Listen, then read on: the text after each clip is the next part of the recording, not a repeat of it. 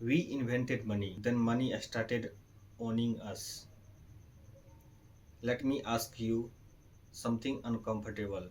Right now, somewhere in India, a 28-year-old engineer is sitting at a desk he hates, working a job he doesn't love for a salary that is never quite enough. And every month, after rent, EMIs, groceries, recharge bills, and petrol, almost nothing is left. He tells himself, if I just earn a little more, I will be okay. But here is what nobody told him. His grandfather said the same thing. His father said the same thing. And right now, in New York, London, Tokyo, millions of people are saying the exact same thing. So here is the question. Why did we build a system that almost nobody feels free inside? And more importantly, when did money stop being a tool and start being the thing that control us? To answer that, we have to go back to a time when money did not exist at all. Imagine you are living 10,000 years ago. You are a farmer in ancient Mesopotamia, modern day Iraq. You grow wheat, your neighbor raises goats. You need meat, he needs grain. Simple solution. You trade wheat for goat, goat for wheat. This system is called barter, and for thousands of years it worked. But here is the problem nobody talks about. What if your neighbor does not need wheat today? What if you need shoes? Shoemaker already has enough food. Economists call this the double coincidence of wants. Both people need exactly what the other has at exactly the same time. Barter was slow. Barter was frustrating. Humanity needed a better solution. So, the invention that changed everything. Humans invented something brilliant, a universal middleman, something everyone agreed had value. First it was grain, then cells, then salt. Yes, Roman soldiers were literally paid in salt. That is where the word salary comes from. But around 600 BC, something happened in a small kingdom called Lydia, modern day Turkey. They minted the world's first metal coins, gold, silver, stamped with a king face. Suddenly, you did not need a god owner who wanted wheat. You just needed coins. This idea spread like wildfire. Greece, Rome, Persia, even India. The Maurya Empire under Chandragupta Maurya had a sophisticated coin system over 2300 years ago. Money was working exactly as designed, a tool that made life easier. But then slowly, something began to change.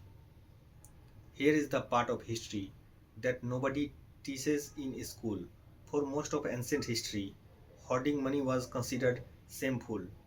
In ancient India, the concept of artha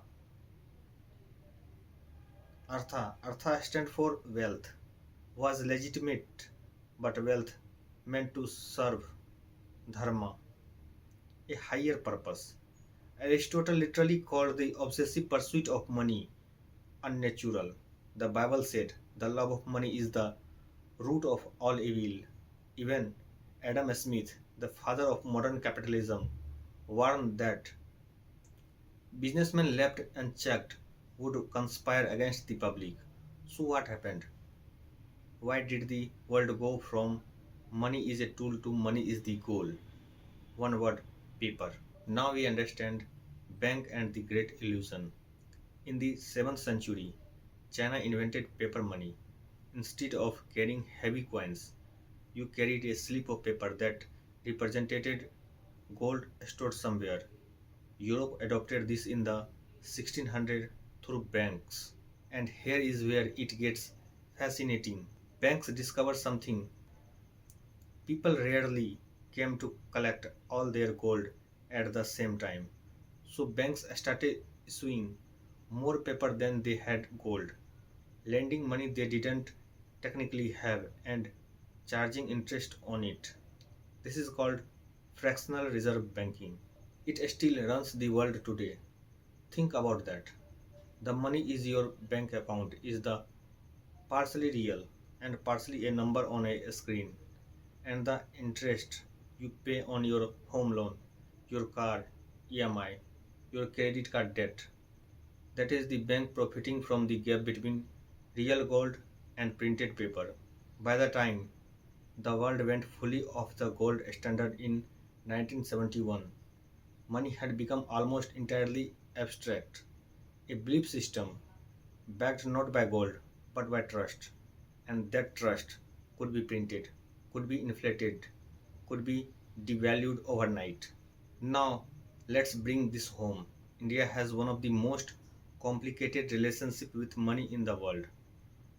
On one hand, we glorify Lakshmi, the goddess of wealth. Diwali is literally a festival of prosperity. On the other hand, our philosophy warns constantly about Maya, the illusion of material attachment. But modern India got caught in a trap. After liberalization in 1991, the middle class exploded. Salaries went up. EMI culture made expensive things feel like affordable. Credit cards made tomorrow's money available today. And suddenly, an entire generation started living slightly beyond their means. Not because they were reckless, but because the system was designed that way.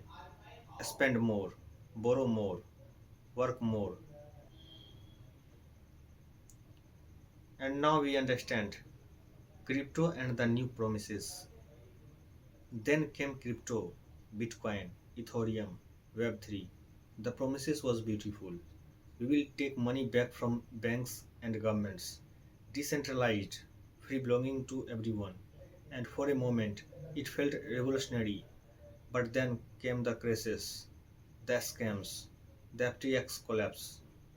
This meme coins and millions of ordinary people lost real money chasing digital dreams. History repeated itself. New form of money, same human emotion underneath. Greed, fear, hope, loss. The real question is, so here is where we arrive.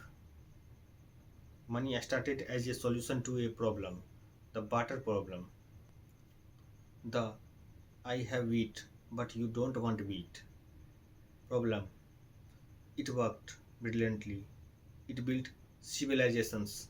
It funded science. It connected the worlds. But somewhere along the way, the tool became the master. We stopped asking, how much money do I need to live well? And I started asking, how much more can I get it? Psychologists at Princeton studied this and found something striking. Beyond a certain income level, more money does not increase daily happiness. You still feel the same Monday morning dread, the same anxiety, the same emptiness after buying the thing you thought would fix everything. Because money was never designed to fill that hole, it was designed to buy grain.